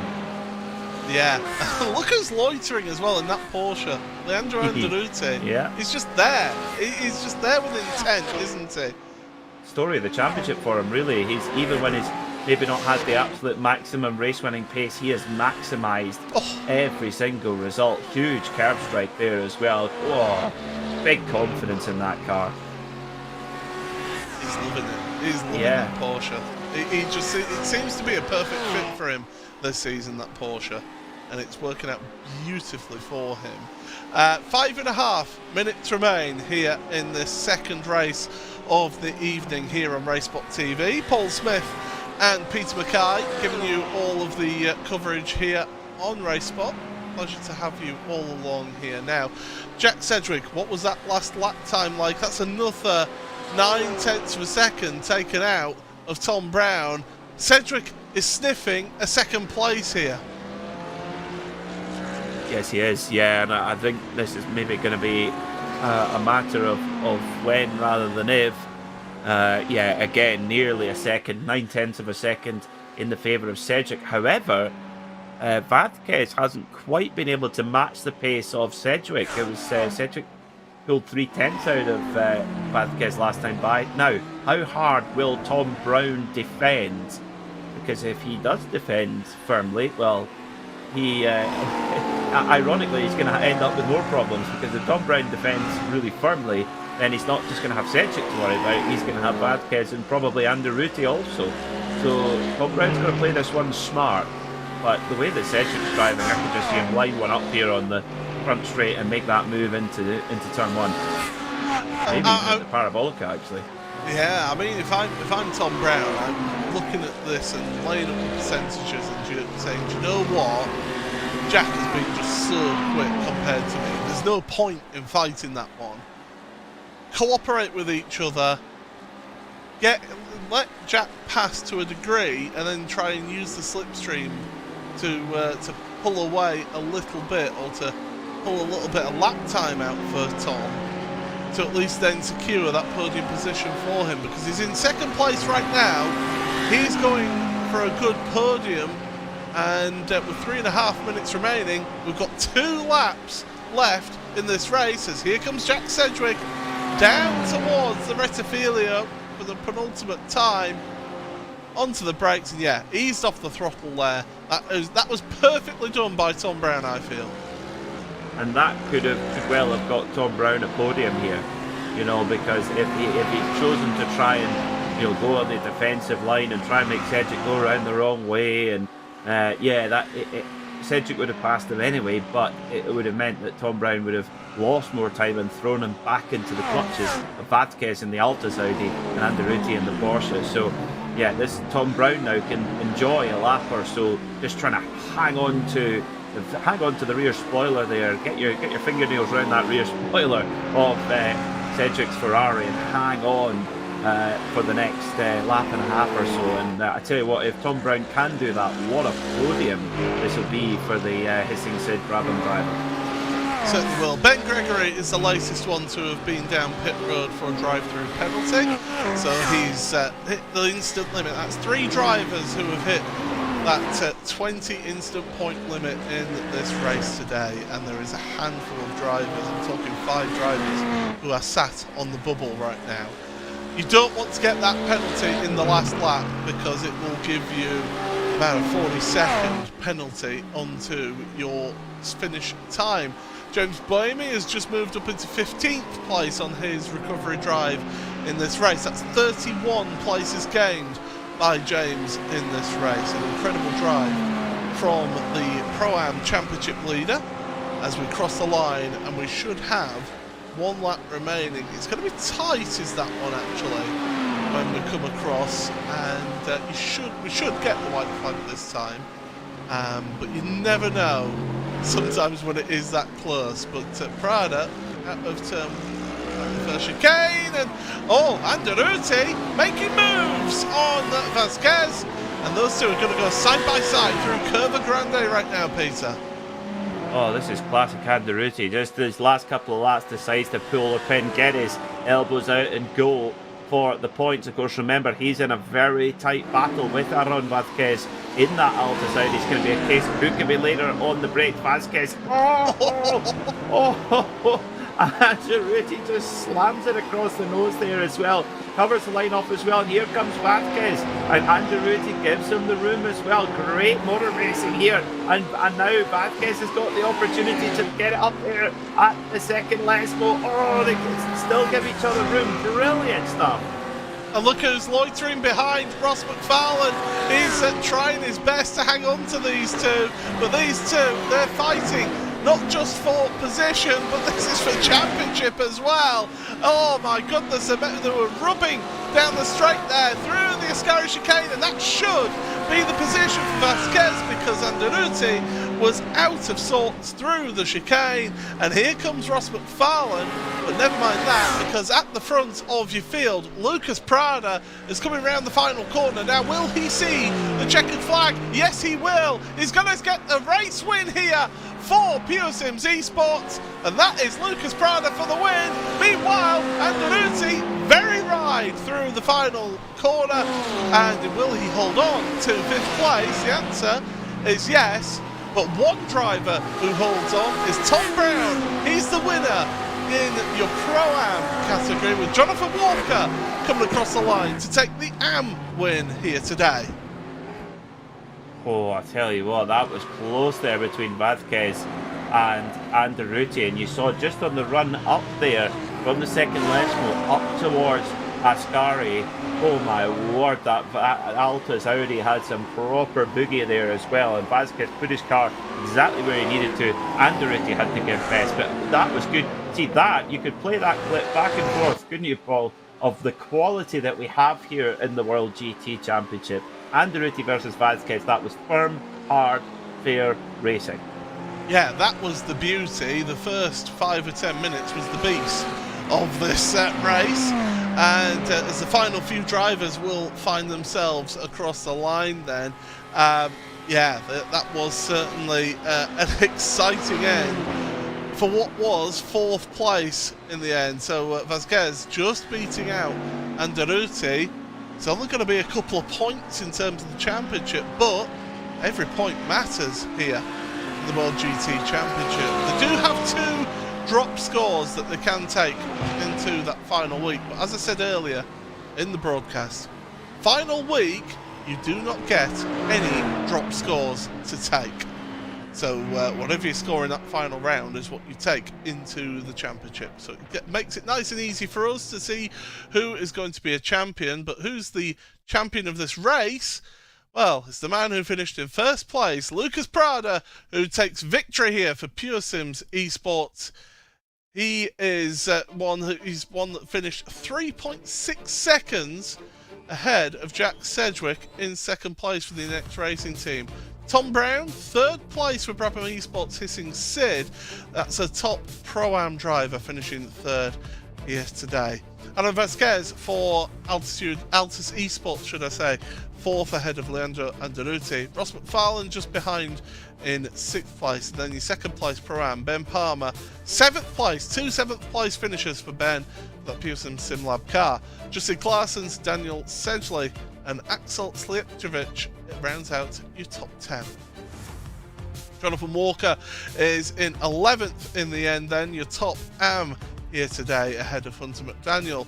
Fabio Unverdros and Philip Koenig with Christoph Krakis rounding out your top 15. Jack Osborne, second place in AM for Fat Atom, with Magic Sakovic for Team Mad in third place in AM. Daniel Handover then, the next one ahead of Jensen Adriansons and Dariah Adriansons, who started on pole position down in 20th place. James Blamey ahead of Cody Crosgrove with Pete Harrod, just Chris Gooch. Adam Watson, who had a hard charging race, shall we say, into 25th, ahead of Lee Berridge, Marvin Lesmolman, Richard Simner, Adam Hedgecock and Paddy Faulkner. Brian Holmes ahead of Sarah Raab in 32nd, with Matt Woodhouse having a spin towards the end of the race, finishing 33rd. Sophia Ridpath ahead of Ben Gregory with Lars van Rijn, Ashley Finch, Andy Archer, your AM Championship leader, not having a good day here today, down in 38th ahead of Euron Kaiser. Brian Sohn, one lap down in 40th place. The rest of them, well, they did not finish this race. Paul Crawford, Jordan Johnson, Daniel Nolt, Edward Knight, Ethan Critchley, James Armstrong, Cesar Rizzo and Josh Thompson. So that is your provisional race results here for week number 8, season 13 of the World GT Championship. And Peter, again, I said it just a few moments ago, we had the beauty in Andaluti and Vasquez having some tremendous display of racecraft. Unfortunately, in that first 10 minutes, we also had the beast of the race as well. We did. I think looking at that battle between Andaluti and Vasquez, could that be the story of the championship between now and the end? Just looking in the virtual paddock here as well, as a great chat between Aaron and Leandro about how much they enjoyed that fight between them. Good hard fare, and Leandro says, now for me to go and buy Oschersleben, so he's not turned any laps on Oschersleben yet for next week, so he's got to practice hard. I think, you know, we haven't seen such a tight battle for the championship over the whole season. We've seen it come down to the wire, but mainly from one driver throwing a big lead. But this time it's been so close. You can't write off Alex Davison as well. You know, this is clearly not going to plan. This will be a drop score for him. We know that, but he'll come back swinging for sure. I think all I think we have to focus on from today is just how much of a quality battle we've got for that Pro Class Championship, which is great. Andy Shield has said in the YouTube chat, I need a stiff drink after that. I think you might need a stiff drink before the stewards, the round of stewards' decisions are made as well. We have got one of our drivers sat waiting to have an interview. So Peter, why don't you take it away with our race winner from race 2, Lucas Prada. Yeah, great to have Lucas here joining us in the RaceSpotTV commentary box. Lucas, that was a superb win there in race 2. How did that feel? Yeah, hello everyone. Yeah, thanks. It's a bit of a chaos in the first lap, and I got pretty lucky to get through there unscathed. And yeah, then went on to catch the leader, and had really good car. I made some changes going into the second race, just because of the weather. It got colder and felt really good. Had some good pace. Got to the lead in the pits, and yeah, then was smooth sailing from that point on. And Lucas, you're one of very few drivers in the field, if any, who are running the Mercedes AMG. I mean, was Monza a circuit where it really suited the car? Because we know it's got a thumping engine in the front of it. Tell us about that. Yeah, it's definitely one of the better tracks for the car. It has really good speed on the straights.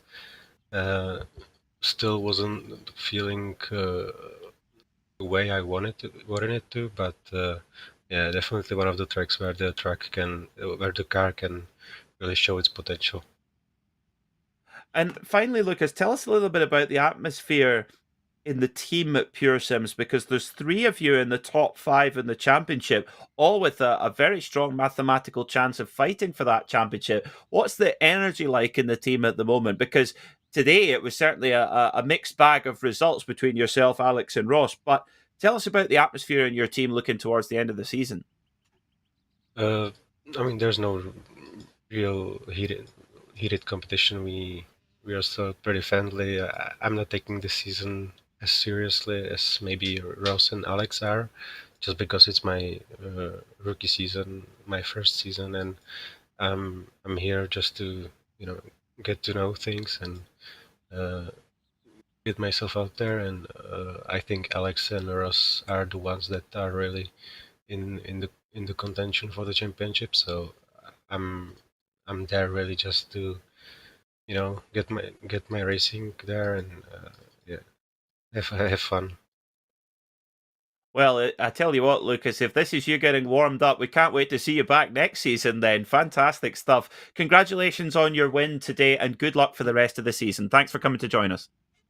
Thank you. Always great to hear from our race winners here in this series. And well, Peter, we've got next week Oschersleben, a track new to the series and new to a lot of these drivers here in this series. What can we expect from that venue? That's that. And the silence is all the answer you need. I mean, it's a real unknown quantity, and over the next week or so, there's a lot of work to be done for the drivers. However, if you were clever looking at the diary of the races at the start of the season, and you think, do you know what?